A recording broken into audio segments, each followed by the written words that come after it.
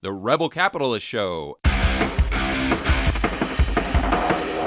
All right, guys, it gives me a great deal of pleasure to welcome someone back to the Rebel Capitalist Show. He is my good buddy, Simon Black, and I am super excited to talk to him today. Simon, welcome back to the show, my friend. Thanks for having me. Now, the first thing I want to talk about is food shortages and food prices.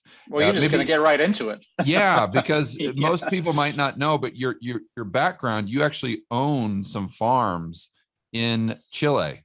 So if you give us I started an agriculture business there some years ago, and it's grown to become quite large. We specialize. So since you have that expertise, what are your views as to what's happening with fertilizer, potash, not being able to get potentially natural gas from Russia, and that impacting the fertilizer costs in the United States and all around the world? It's interesting. I had a conversation with Joel Salatin just yesterday. We were talking about this, and he's an organic guy. And so he just, he kind of shrugs his shoulders and he's like, okay, well, I don't use any of that stuff. So I'm good, and it's interesting. So let's start like big picture, and then we can get a little bit more granular, because there's some things happening in the agriculture sector in particular that a lot of people don't know about. So some of this is going to be inside baseball, but from a big picture perspective, you got the president of the United States running around when he's not, shaking hands with thin air and bumbling around stage like a zombie, not sure where to go, and they got to turn around and go over here. He's telling people, get ready for this huge food crisis, and I think really scaring people in a way that, and I kind of look at that and I scratch my head and I think, is that the dementia, or is that some kind of political calculus where he's really, he's trying to, maybe there's like a certain genius there, right? Where he's trying to sort of under promise and over deliver in a way where he's trying to get people set their expectation. It's going to be death and destruction, and then if it falls short of that, he can say, see what a great job I did. We didn't have this crazy food shortage that I predicted. So because I look at it, and Joel and I were talking about this yesterday, and we're both thinking, like, there's plenty of food in the world, there's plenty of productive capacity. That's not a problem. There's absolutely zero problem with food supply. There's no problem with food production. There's still plenty of great soil in the world. There's still plenty of sunshine. So like none of this is a problem. What is a problem, and people are making a big deal about, Russia and fertilizer, et cetera. Okay, yeah, Russia produces certain chemicals that go into fertilizer, but there are so many things about that. Number one, like, these are not complicated. I mean, the most fertilizer is what they call NPK, nitrogen, potassium, and phosphorus. Right. Reverse those: nitrogen, phosphorus, and potassium. So NPK, it's not difficult to come by. I mean, they could produce that anywhere. So the fact that Russia does it, it's sort of like the rare earth scam, in my opinion. It's just clever marketing. They say it's rare earths. It's like Iceland and Greenland. You just make a clever name there to dupe people into thinking something. But there's nothing rare about rare earths, and there's certainly nothing rare about nitrogen, phosphorus, and potassium. This is really, I think, something that's been blown up a whole lot, both by the media and by the president of the United States. The supply chain difficulties, that's definitely has an impact, because at the moment there are some fertilizer manufacturers that don't have the ability to deliver. And global transportation, I mean, in agriculture in general, that's a big problem, because there are a lot of fruits and vegetables and meats and things like that get shipped fresh. And the bigger problem really is global supply chain bottlenecks prevent food from being delivered fresh. So you got a lot of, you get meats. You heard about that story about that cargo ship that had all those like luxury cars. It was on fire. Imagine that, though, with like beef, right? And I'm sure all the vegans are cheering right now. But I mean, there's going to be entire container ships where beef and pork and zucchinis from southern Africa, whatever, all this stuff just rots, because you got a container ship and one guy on the crew gets COVID and the whole ship is dead. The entire vessel is deadlined. And just these sorts of things, or everything gets put on a boat and it makes its way across the ocean, and all of a sudden you get to Shanghai and they go, oh, sorry, we're closed. Right. And so that's the sort of stuff that's really causing problems. Fertilizer, these chemicals for the most part are non-perishable. So the fertilizer scaremongering, I think, has been blown totally out of proportion. There's so much sunlight in the world. There's so much soil in the world. So it's not really a big deal. There are other issues afoot though. And a lot of them really tend to revolve more around transportation, and the serious inflation of packaging and containers. Which is, I mean, you'd be surprised how much that impacts food prices. People think, oh, it's oil, it's energy, whatever. Honestly, it's, there's so many factors. I've been writing a lot about inflation, all these little hidden factors. The price of corrugated paper is a huge factor, honestly, in food price inflation, because all those, these mounds of bananas that end up in the grocery store, like these get packed into cardboard boxes, and the price of cardboard has gone up so much. And what's a big reason for that is all the e-commerce. Is every time people order stuff on Amazon, right? Used to be, there'd be, companies, whatever, Walmart would order stuff and by the pallet full, and basically be one pallet and stuff would be strapped in, right, to the pallet, and there'd be very little cardboard involved in that. There'd be very little, plastic containers and clamshells, et cetera. And then it would be unpacked and put onto the shelves eventually once it made its way through distribution centers. Now what happens is every little tiny thing gets put into its own individual box. My wife ordered something the other day from Amazon. It arrived and it was, I don't know what, it was like a new iron or something like that. I mean, just something silly. And, the iron comes in its own little box, right? Like the manufacturer's like box. And then they put it in like another box, so it was the box inside the box, whatever. And then, she ordered like 2 or 3 things, and it was like 3 different individual packages that the UPS guy brought to the house. And so each one of those was a box within a box, right? And so everybody's doing that. So you think about that times literally hundreds of millions of people. And so the demand that has on corrugated paper, right? And the same thing with like plastic clamshells, or like just like plastic wrapping and all these sorts of things that like, it's like crazy to think about how much of that stuff is used in the global food system. And so that stuff is literally going through the roof. We're seeing, like, in our business, we saw 300-400% increases on that stuff, right? So it's like, it's not the fertilizer. Yeah, that's so fascinating. We can look at them and go, we can get phosphorus from, we can get phosphorus from all sorts of places. We, like in our company, we mix our own fertilizer. So it's not really a big deal. The raw materials are relatively easy to come by. We got lots of supply. It's not really an issue. It's the paper, it's the cardboard. It's this sort of stuff that actually matters. It's the crewman on some, Chinese container ship that gets the sniffles and they deadline the entire vessel. That's the stuff that actually impacts the global food system.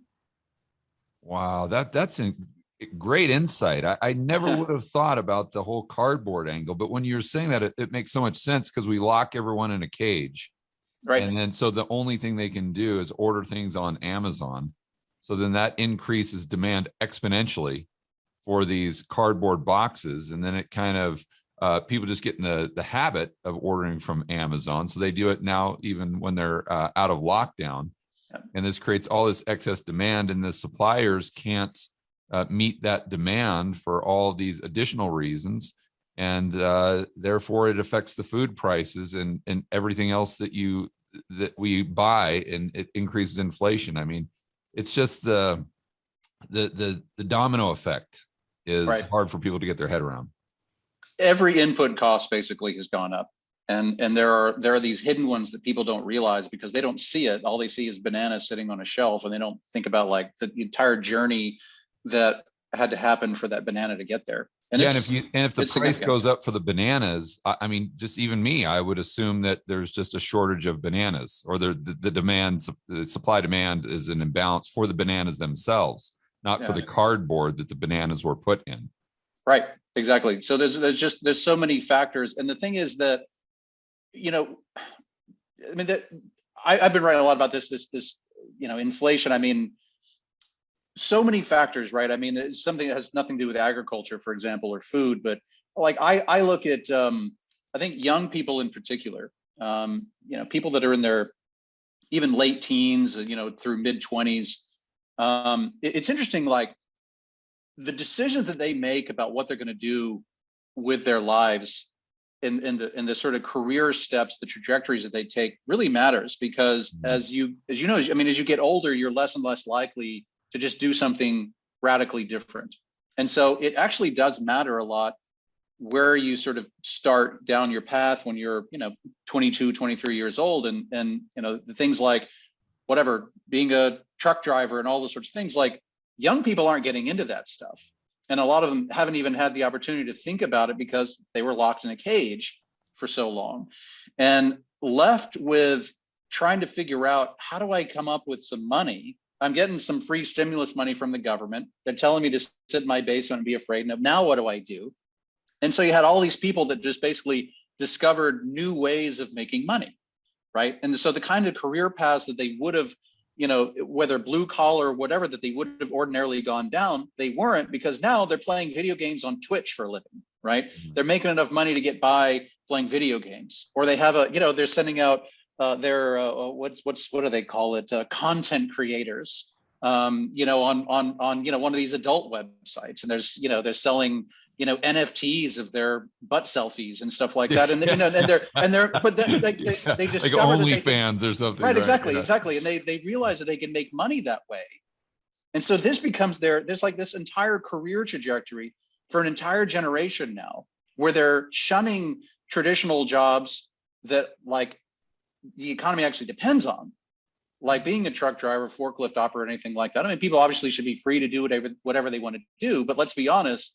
If suddenly the world stopped, you know, if all of the OnlyFans content creators suddenly stopped creating content tomorrow morning, nothing's going to happen to the global economy, right? But if there's not enough truck drivers, then, you know, all commerce grounds to a halt. And so this is the sort of thing people realize, well, wait a minute, I can actually make money, you know, sitting in my parents' basement, not doing anything. I don't have to go out and get one of these traditional jobs. I can set my own hours. I can do what I want, et cetera. And so this is like a whole trajectory now. This is a major demographic trend of people that are not getting into these types of jobs, that are frankly much more critical to the economy.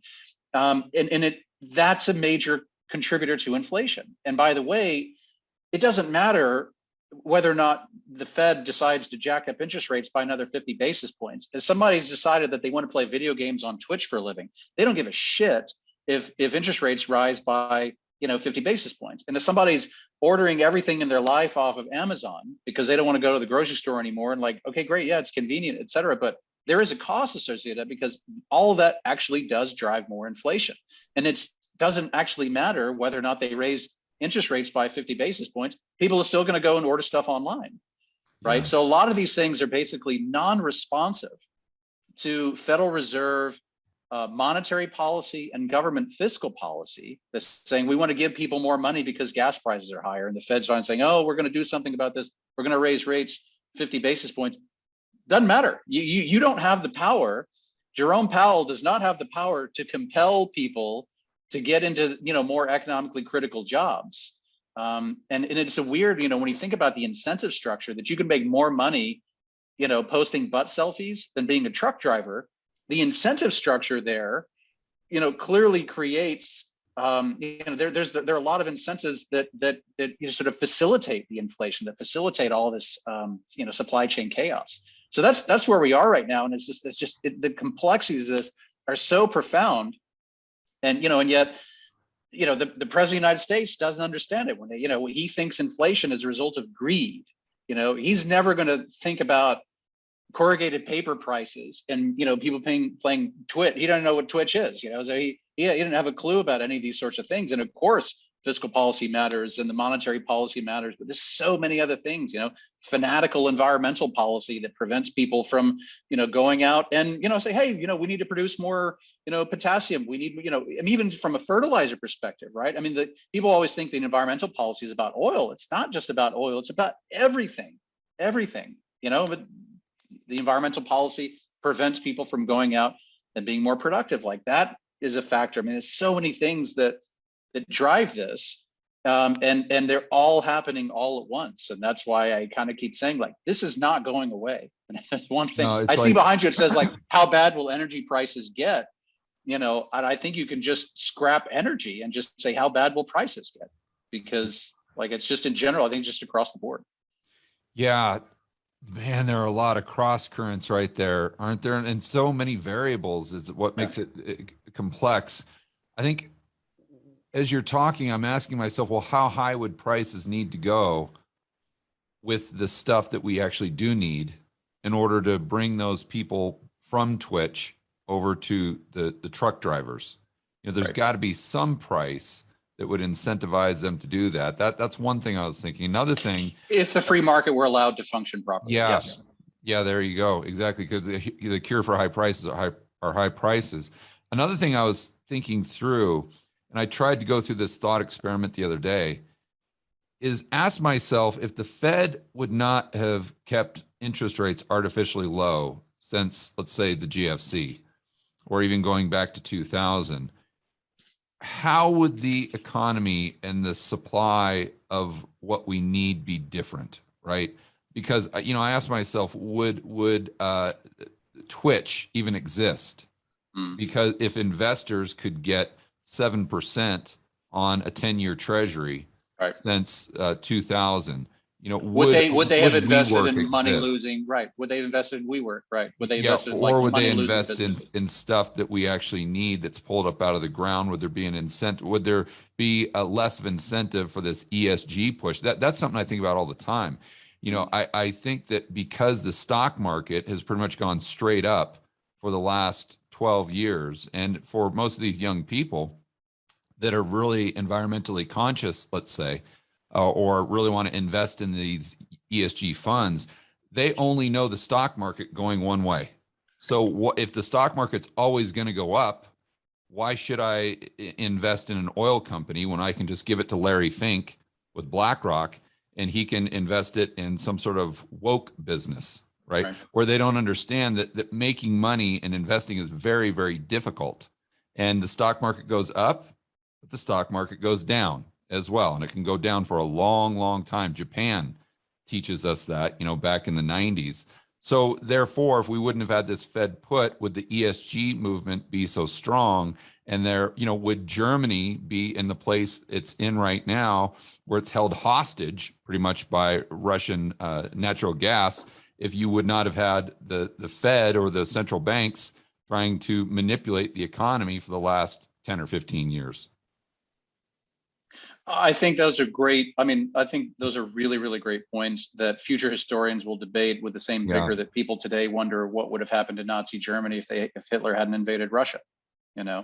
These kind of historical what ifs. If they hadn't done that, if Gavrilo Princip hadn't assassinated Archduke Franz Ferdinand, would there have been a World War I and hence a World War II?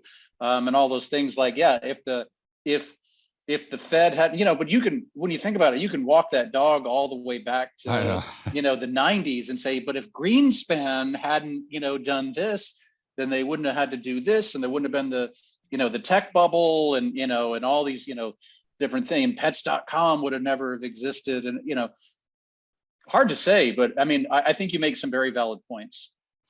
I think you make some very valid points. I think the one thing I think about with that, though, is throughout all of human history, and certainly the measurable economic history, and there's a lot of measurable economic history. We can look at, we can go back and look at we can look back at economic records in ancient Mesopotamia, right? These are chiseled on cuneiform tablets. We can see what tax revenues were in the Ottoman Empire and the French Bourbon monarchy. And so we have a lot of data. And it's very obvious, and it's just a historical fact that economies always go through cycles. There's an up cycle and there's a down cycle. And I think people always find a way to engineer a down cycle because they have managed to engineer too much excess in the up cycle.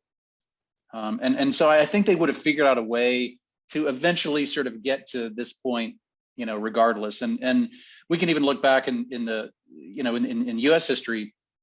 I wrote about this recently. I mean, if you look at, a period from, let's say, the outbreak of World War I to the end of World War II, it's about 30 years. Most of that, there's some exceptions like in the late 20s, et cetera, but most of that was chaos, war, economic hardship, a lot of suffering. And then from like 1945, there was about a 25-year period that was mostly, very prosperous with very, in 1952, the stock market notched like a 12% return.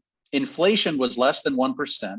You could get a 30-year mortgage for 4%. Unemployment was like 3%, 3.5%, something like that. I mean, it was like pristine, ideal economic conditions. They were running a balanced budget. I mean, everything was perfect, and that was sort of emblematic of the era. And then, of course, that lasted about 25 years. There are some ups and downs, but for the most part, it was general prosperity. Starting in the 1970s, it flipped and there was a down cycle, and every stagflation. And even when the economy started to recover, in the 80s, my parents had an 18% negative amortizing mortgage for the house that we lived in when I was a little kid. I mean, it's like, how do people deal with that?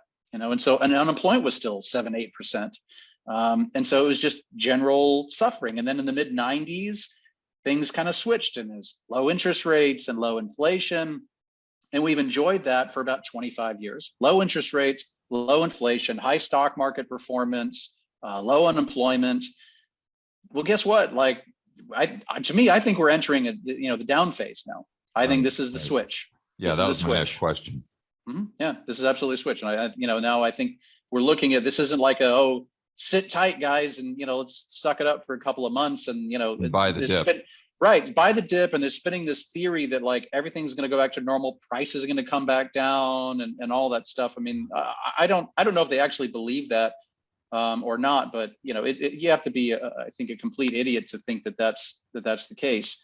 I mean, the only way that does happen is if there's a crash so severe that you get a horrendous deflationary spiral that's so bad that nobody even cares what price levels are at right now, because everybody's going under. So but more realistically, I just think we're in for a very, because of all these issues we're talking about, whether right. It's youth demographic trends and labor market trends and baby boomers retiring. So you got like people that aren't getting into the workforce, people getting out of the workforce, fewer workers. Most of the, we think, automation. Okay, yeah, but like most of the most brilliant technological minds are out there, trying to figure out how to get people to click on banner ads and engage even more time on Instagram and TikTok and stuff like, that's where like, that's tech today, is consumer tech. And so it's not making our lives more productive like it used to. So there's all these things that really impact that.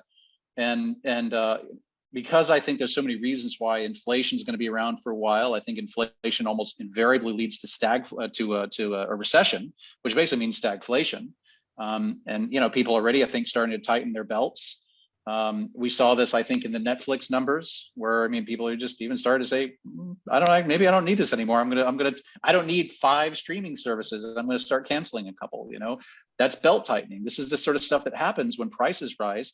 It causes corporate revenues to fall, it causes layoffs, it triggers recession.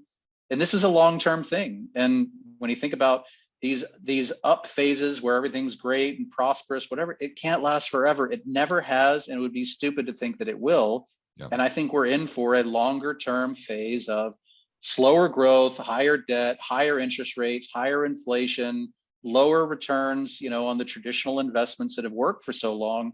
And I think people need to acknowledge that and kind of be ready for it. Yeah. And another thing what I try to contemplate is what are going to be the quote unquote solutions from the central planners and the authoritarians, right? The reason, or one of the main reasons I would argue as to why we're going through this time of hardship is because the central planners distort the free market in the first place. But their solution is always more and more distortions, which obviously make it worse and worse and worse.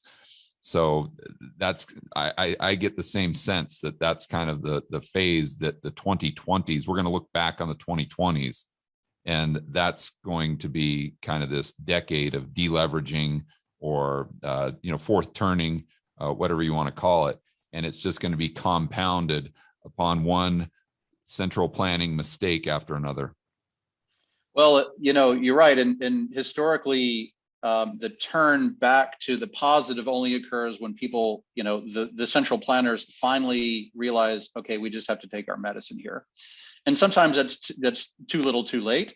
But for the most part, that's when things really start to turn, and even then, it takes a while to work out of it. So in the 80s, when Volcker came in and said, all right, we got to do something about this inflation, that's the priority. And you just start attacking these problems one at a time and say, I'm prioritizing inflation, we're going to bring that down, and I'm going to ratchet interest rates up to the moon if I have to defend the dollar and bring inflation down. And that that caused a lot of other problems in the economy. And then they started deregulating and they cut taxes, and they just dealt with sort of one thing at a time. And eventually, things got a lot better. And that's what it is. But the policymakers have to realize, they're out of options, and everything that they've been doing is all the wrong stuff. And we're just not there yet. I mean, they think that they can cure, like high prices that they've helped engineer through giving out free money by giving out more money. Yeah. Well, because we got to give people more money, Putin's right? Fault, it's all Putin, right? Yeah, the Putin price hike. Yeah. It's corporate greed and it's Vladimir Putin. Those are literally the only two reasons for inflation. Right. And it's so offensive. It's so offensive when they say this stuff. And you're like, you must really think, people may be dumb, but they're not stupid. Right. And when they see this sort of stuff, or they hear Pelosi, stand there and to go through the trouble of closing her thumb and her index finger to say that their multi-trillion-dollar spending plan will cost nothing. People aren't that stupid that they actually believe this. And so we're just not there to the point that these guys actually are recognizing we have to do something. But that something is going to be, it's painful. It means you have to produce more than you consume. You have to consume less. The government has to consume less. They got to curtail, a lot of these programs, a lot of the spending, the largesse. We can't just go and give free money. We've got to really ratchet up interest rates, which means the people are going to be consuming less. They're going to have to be working more, working harder, and it's not pleasant. And by the way, don't forget that Social Security is going to run out of money by the end of the decade too. So that's going to be like another $10 trillion bailout that they're going to have to contend with. So that's another crisis that's going to hit, probably the next administration, whoever that ends up being. But that's something between 2024 and 2028 that's going to be a huge deal that somebody's going to have to deal with. That's interesting because, I talked to Jeff Snyder a lot. I don't know if you know Jeff. He's kind of an expert on the global monetary system, and he really gets into the nuance. And he's been talking a lot lately about the euro-dollar future curve inverting out past 2024. So initially I thought, that's weird, right around the time of the next election. But, that's maybe some other reasons why it could be inverting out that far. And, then that's in addition to, obviously, the yield curve on the Treasury is inverting the other day with the 2s and the 10s. Right. So with this time frame, I wanted to get your opinion not only on the food prices. That was a fascinating deep dive there. But I also wanted to go into this whole Russia-Ukraine issue because maybe you can share your background in the military. And I think you most likely have some insights here as well, just like you had insights with the food. Well, it's interesting. My closest insight, my wife is Ukrainian, and her family, her family's in Kiev right now. And so literally every day people ask me, how are they doing? Is everything okay? And this is what I'm about to say may come as shocking or seem almost callous. They're fine. And not to diminish what's happening there. Obviously, it's a big deal and remarkably stupid across the board. But I think it's, to me, the most important thing for people to understand. There is certainly an enormous amount of suffering going on. Again, not in no way trying to diminish that kind of suffering. but there's definitely a lot of things that are overblown or not being accurately reported. I don't know if it's just fog of war or if it's a deliberate intent to whip up more hysteria over something. But I mean, this sort of anti-Russia backlash that's been spreading across the world.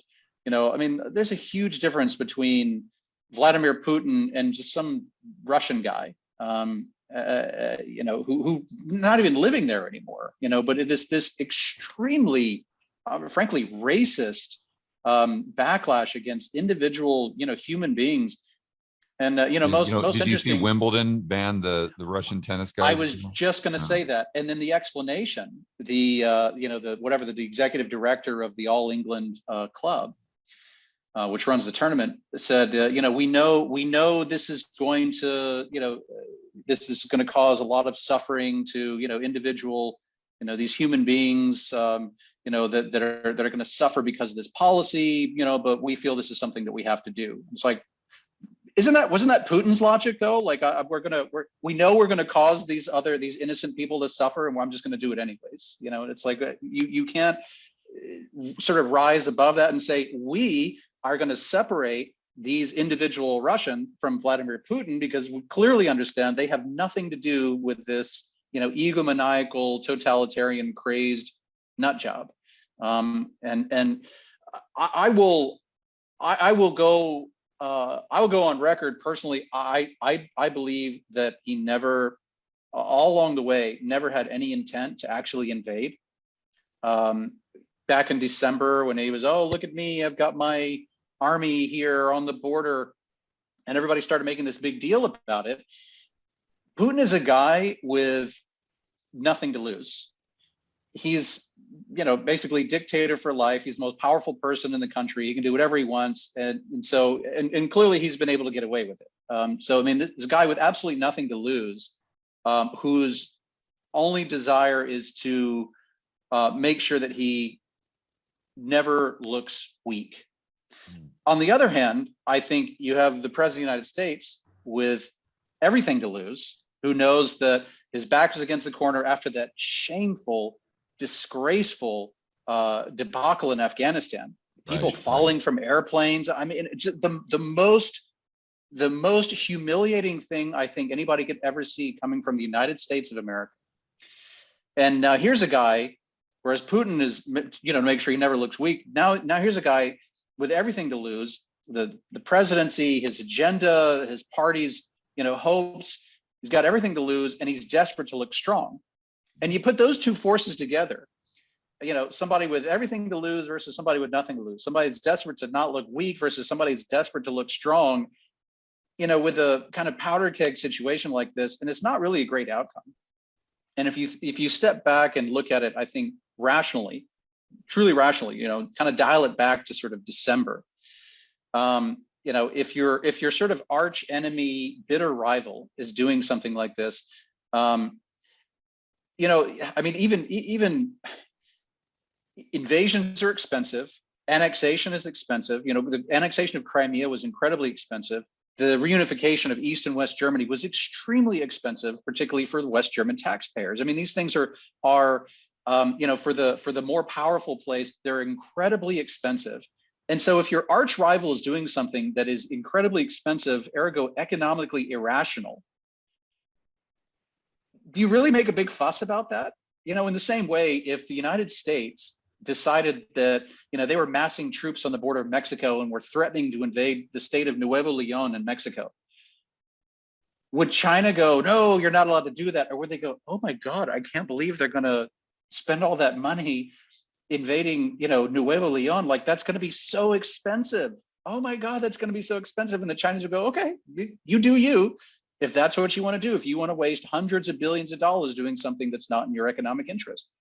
And so if you think about it sort of rationally, you almost just sit back and don't, if the guy's just throwing a temper tantrum because he's trying to call, attention to the fact that he doesn't want NATO on his border and all of those things, and instead you sort of escalate the conflict where his back's against the wall and you leave him two options: either look weak and withdraw or just say, all right, I'm just going to do it because I don't want to look weak. I mean, for a guy with nothing to lose, whose only priority is to not look weak, this is the outcome that you get.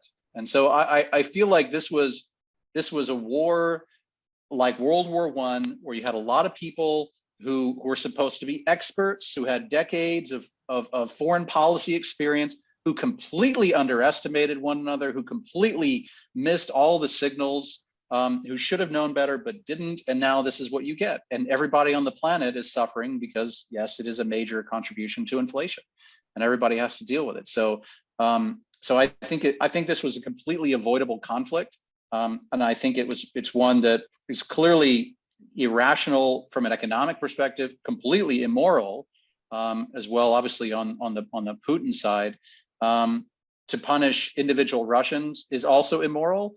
And as a final point, like, sorry, but there's the suffering is clearly widespread, but you can't believe everything you read. I mean, I talk to my in-laws, and my wife talks to the family, every day, and obviously we get a completely different side of things about what's happening there.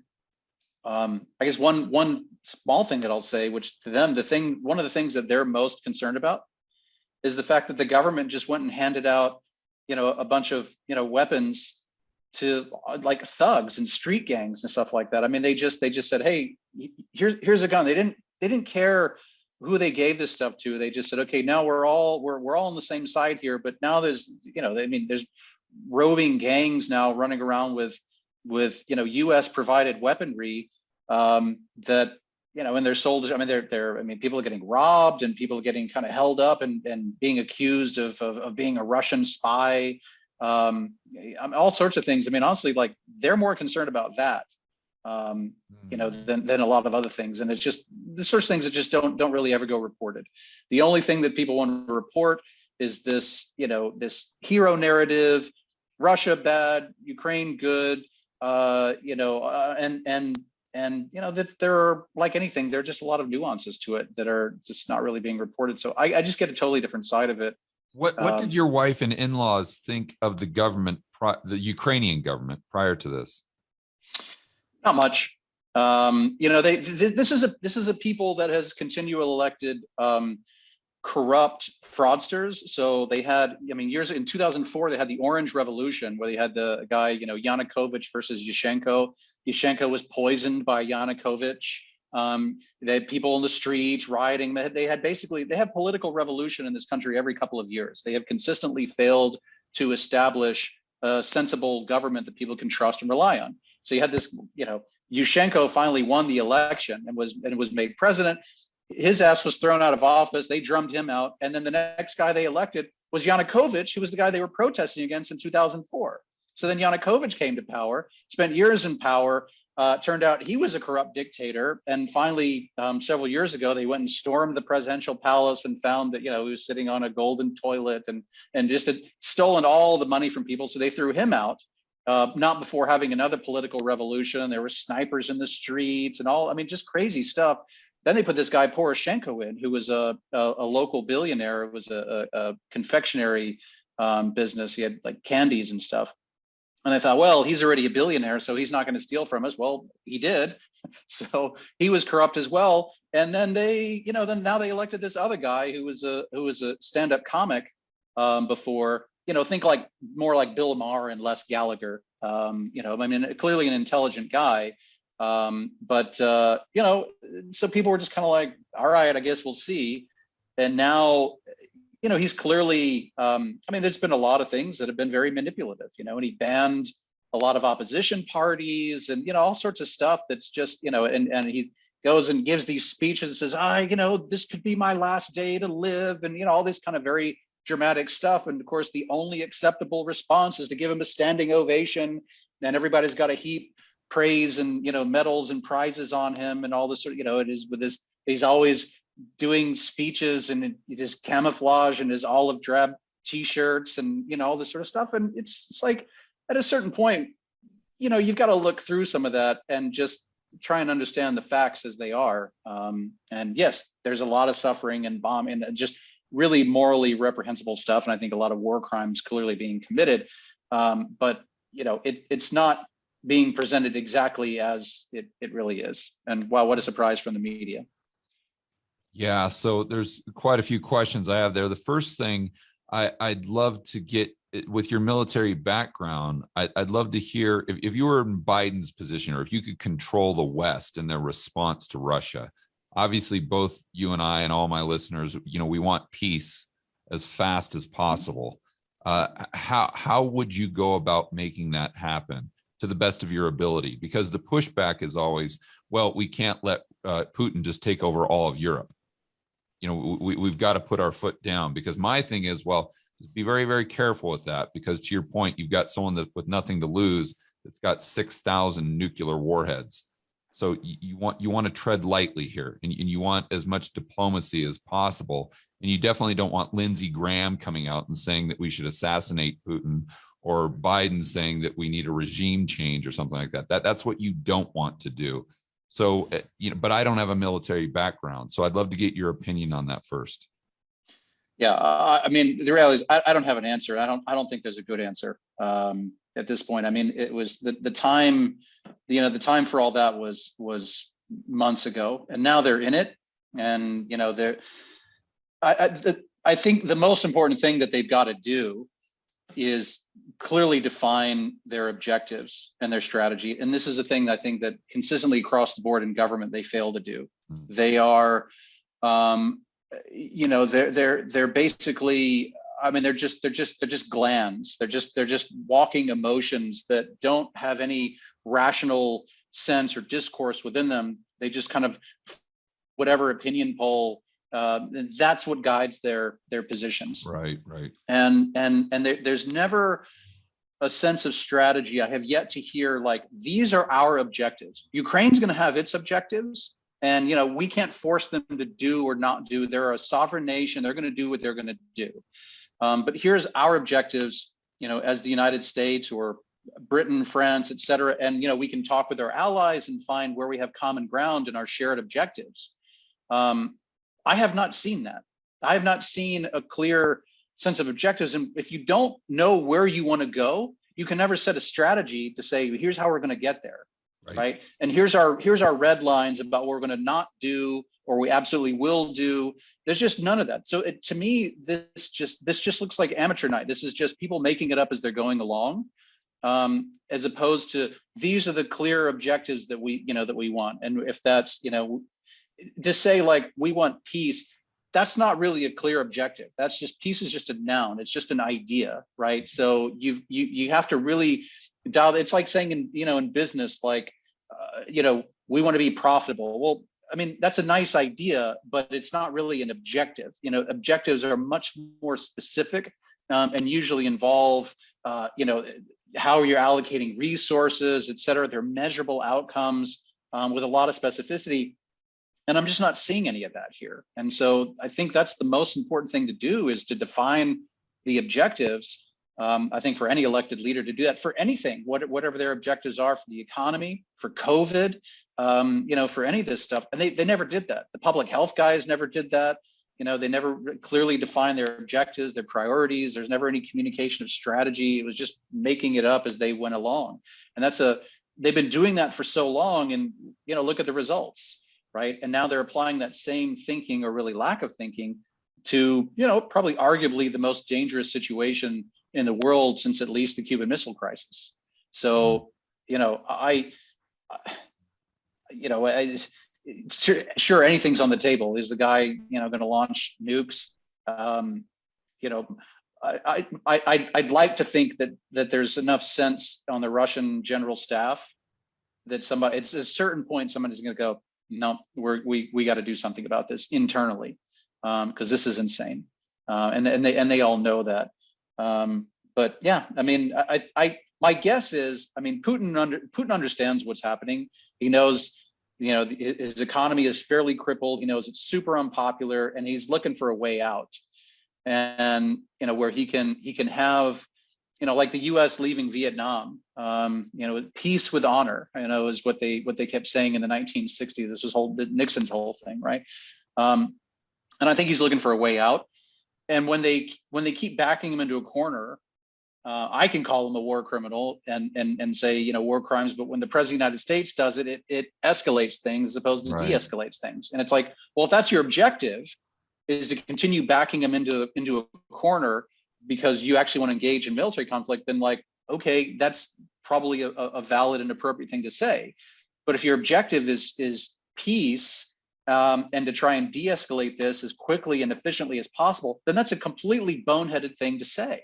Right. And, you know, and all this stuff where you keep, you know, even blaming inflation on Putin and all that, you know, it's not helpful in terms of bringing peace to the conflict. And you know, diplomats have to speak in a language that makes them say things that seem incomprehensible to normal people. They have to swallow their pride and say things that they don't really want to say, because they're out for a bigger picture, you know, longer term objective. And again, like, I just don't think they've said any of that. I think they're making it up as they go along, and that is seriously dangerous. Yeah, you know, I don't know if you saw this the other day, but Janet Yellen and Powell were in a meeting with the G20, you know, XYZ officials. And when the Russian guy got up to speak, they all left.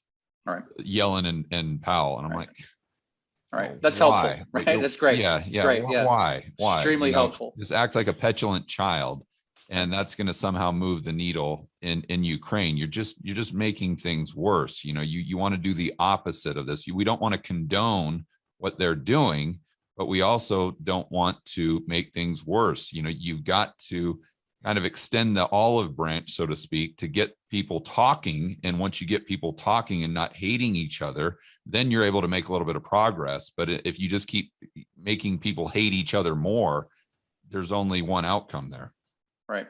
Yeah. I mean, you know, the you know, the cold, hard sort of realpolitik of it is, you know, if your priority is the United States and the safety of U.S. citizens, or if you're French and your priority is the safety of the French citizens, et cetera, then, you know, you're looking for an exit here in a way that sort of appeases everybody, you know, creates some peace, et cetera. Yeah. There have been a lot of rounds of peace talks, and, you know, clearly there's an appetite, you know, for this. But at the same time, it's like, let's be honest. I mean, this might be unpopular, but if you know, you keep throwing resources, money and weapons, and God help us if hopefully that's it. You know, and there's not, you know, special forces on the ground, you know, or things like that. But you know, you keep throwing resources at the Ukrainians, you know, that's going to extend the conflict, right? And so, you know, versus if you want peace and you tell the Ukrainians, say, we're not giving you anything else. You're on your own here. You know, we're bolstering our defenses and making sure that this doesn't cross over. But like, you guys are on your own here, and you need to negotiate a peace. And we're happy to facilitate that on neutral ground, et cetera. I mean, you know, maybe that's, you know, that's something to consider. I mean, there are so many factors here. And of course, like, people are, I think, should be rightfully concerned about the expansion and is he going to launch nukes, et cetera. But there really, you know, there's got to be a clear strategy. There's got to be a clear set of priorities here. And to just fall back onto this virtue signaling, it's the same thing about, I'm going to wear 2 masks indoors so I can show everybody what a good human being I am. And I'm going to, you know, I'm going to put my, you know, whatever, my all black tile on my Instagram feed, you know, so that everybody knows that I'm a good person. And now I'm going to say that I stand with Ukraine. So, you know, there's a whole reason, like, they walked out of the room, you know, yeah, right. The Treasury Secretary of the United States walks out of the room, not as a means of official policy, but because she's virtue signaling. Right. And it's like, you've got to be, you're a grown up. You're like a 70-year-old woman. Like, what do you care at this point? Like, why are you acting like a 14-year-old kid? Just stop with the, like, trying to impress the cool kids and do the right thing. Have a position, be strong enough to have a position, stick to it, and do the right thing. It's like, wow, here's somebody, my counterpart in a country that's at war, like, we can actually engage with and try and bring to peace. Now I'm going to walk out so I can virtue signal. Virtue signaling is not a strategy. Yeah, my concern is the media is really trying to get people whipped up into this emotional frenzy, to where my concern is that Americans would actually support the United States getting involved. And I mean, it's not just them banning Russians. You know, they were banning a Russian hockey player, like 15-year-old kids that were trying to play hockey up in Canada. they were banning them from the professional league. They're banning the Russian opera singers in New York City. The one California politician proposed banning all Russian students from American universities.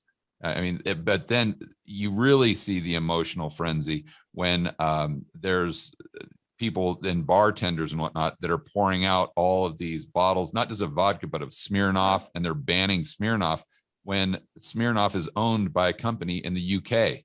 Right.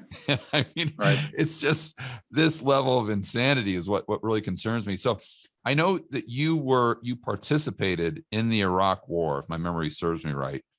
So you're seeing what's going on. I mean, you got your finger on the pulse because of what you do now with how the media is portraying this. Do you see similarities in the way that they portrayed Saddam Hussein and that whole situation back in the early 2000s? I see your point. Yeah, I mean, I was in the military a long time ago, so I would not apply any of that expertise to today. But I think you raise a good point in that my unit was in. We got sent to Kuwait. My unit was there as early as September 2002. Remember, the war started. The invasion of Iraq was in March 2003. So my unit got sent there, and we were a very high-level intelligence unit. So we were there early. The guy who was the commanding general of U.S. Army Central Command, was a 3-star general, was saying in July, "We're going to Iraq. It's not a question of if; it's happening. So get ready." By September, the unit was already there. I got there myself a month or two later, and so we're just sitting there cooling our heels and just watching this all unfold. And yeah, I mean, all the media, they all had their American flag graphics, waving, and they covered the war without question. And it's like, that's kind of your job, is to actually ask the questions. Well, what a surprise! All these years later, they never found WMDs. The whole pretext for the war turned out to be complete bullshit, totally fabricated. Colin Powell, who was the guy that they sent to the United Nations because he was the person with the most credibility in the administration, called it the worst stain on his career. Incredibly dark moment in his life.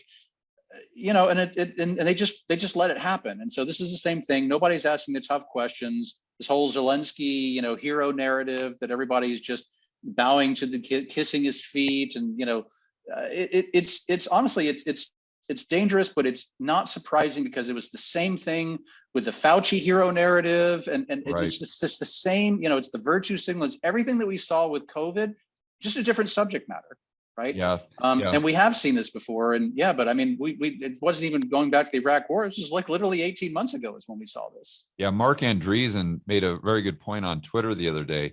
And he said, it's like society has gotten to a point where they have to be hysterical about something. Mm-hmm. So, initially they're hysterical about COVID. Now they're hysterical about Russia, Ukraine. So now all of a sudden they can start to look at the COVID situation from a standpoint of data and facts, because that hysteria has moved on to something else. And I thought that was an interesting take for sure. I know we're running short on time here. I want to get your opinion on what's happening right now with this censorship issue. That this is something I'm really worried about with it's this disinformation, misinformation. I see all the cool kids politically, all the authoritarians, the central planners. I saw Obama yesterday. He went live. I don't know if you saw that at Stanford. I'm sorry, you watched that? Yeah, but he was talking about how disinformation is something that could potentially destroy our democracy. And this is why the social media companies need to really clamp down on disinformation, which I thought it was interesting that the examples that he used of disinformation was just anything that was counter to the mainstream narrative. Right? Yeah, exactly. Whatever their narrative is, yes, exactly. Yeah. Whatever I believe, anything that's opposed to that is disinformation. Yeah. So where do you think this is headed? This is something, again, I'm very concerned with, because it's such a slippery slope, as you know. It is. It's irritating, and it's easy to get kind of up in arms about. This is another thing that's been happening literally throughout human history. We can go back to, the 1500s and the 1600s. There's a period in history where there was basically civil war in the Dutch provinces, and revolution against Spain. And in this, period of history, you had a lot of religious fanaticism. There were Protestants and there were Catholics, and they basically went to war with one another, which in retrospect, hundreds of years later to us seems silly. Why would a Catholic and a Protestant go to war with one another? In many respects, it actually came down to decentralization. The Catholic Church was viewed as a highly centralized authority that had a dominant influence in people's daily lives. And the Protestant movement was a decentralized movement to say, I'm going to have my own relationship with my creator without having to have all these, middlemen with their golden scepters and funny hats and everything in the middle of that. And so they were quite fanatic about it. I mean, the United States, people forget, but the United States was a place that was really founded on the basis of religious freedom, that so many people came here because, there were a lot of Puritans, et cetera, that didn't actually abide by even the Church of England. They thought the Church of England, which is technically a Protestant sect, didn't go far enough in decentralization, right? And so they came to the colonies so they could worship freely. This was a big deal for them. And so it was an ideological movement, and they were at war with one another, and they had the same accusations. They didn't call it misinformation and disinformation, but there was a lot of propaganda, and they said that's propaganda. And there's basically the same kind of information warfare, because they had this new technology back then called the printing press, and they were using it to slander the other side and say that the other side was, that Satan had taken over that person and he's a heretic, and all these sorts of things. And it's, today we call them, today if this is somebody who's isn't, says something that you don't like, he's a flat earther, he's an anti-masker or anti-vaxxer, whatever, all these things. Back then they would say he's a heretic, he's a, whatever, or an atheist, or it was the same sort of thing. It was a lot of virtue signaling, a lot of ideological bend where people couldn't engage in civil discourse anymore. A lot of it became very, incredibly violent. These things also go in cycles, and we're just happen to be in that cycle right now, where people are at each other's throats, and we went from, getting better and better and better and freer and more enlightened and kind of more liberal about things, in the way that we think. That in the classical sense of liberal, not in the progressive sense. But now we've devolved. And that's also part of the cycle. We have up cycles and down cycles, even the development of the human race. But this too shall pass. And the one thing, all the problems and challenges throughout humanity, we've always figured out a way to adapt and overcome. And after every down cycle, there's always an up cycle, however painful it may happen to be. So I think we're in for inflation and recession and tougher times and all these things. And I think, we're going to continue with the censorship and the cancel culture and the lack of rational discourse and the political corruption and all these things that are happening. And because that's history. It just happens, up cycles and down cycles, but the world is not coming to an end. Intelligent, rational people are going to be okay. And even in spite of all of that, there's always lots of opportunities. There always have been, there always will be.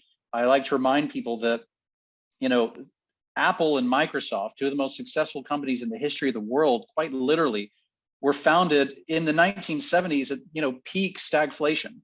So there's always going to be great opportunities for intelligent, rational, independent thinking people to thrive. So be aware of it, but don't, try not to be so stressed out about it, and just understand that this is just, part of the human experience. And from a historical perspective, it happens and it'll pass. Yeah, great point. Great point. And for people who want to find out how to not only survive, but thrive in maybe this downturn that we're going to go throughout the decade of the 2020s, they've got to go to your website and they've got to check out your content. So can you explain where people can find out more about what you do? And for those who don't know who you are, tell them about Sovereign Man. Sure. Well, I founded the company several years ago, many years ago now. But yeah, the website is sovereignman.com. I'm not here to plug anything, I just like talking to you, George. So you and I get along. So look, I hope to be able to make it in June. My wife is pregnant with our second. Oh, really? Oh, So, congratulations. so I didn't know that. Indra's been bugging me about it, and I keep telling her like it's complicated for me right now. So travel's complicated, but well, you've always got a spot there, buddy. You've always got a spot. I appreciate it. Yeah. So yeah, for sure.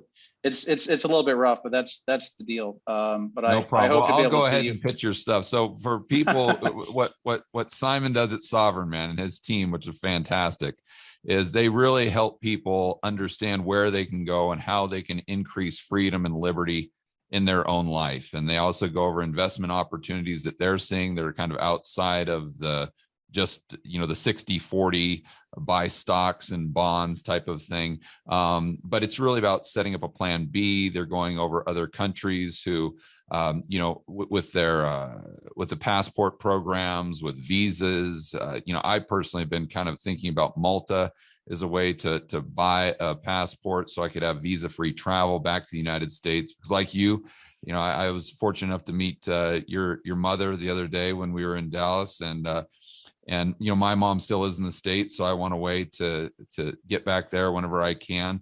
So, but if you have these ideas, if you want to increase your freedom and liberty, and just be in an environment with like-minded people that enjoy free market capitalism and a lack of censorship, you got to check out sovereignman.com. All right. Well, I appreciate the invitation to come on, and I always love talking to you. So this is great.